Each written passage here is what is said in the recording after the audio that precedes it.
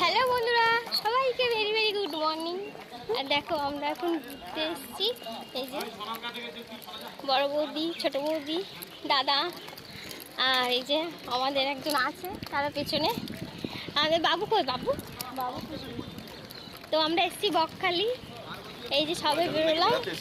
না না, তো এখন যাচ্ছি একটু বিচের ধারে, তাই তো। তো দেখি রোদ আছে বৌদি? সেরকম রোদ নেই না আজকে। আজকে ওয়েদারটা ভালো, এরকম থাকে স্নান করে। হ্যাঁ হ্যাঁ, মজাই মজা।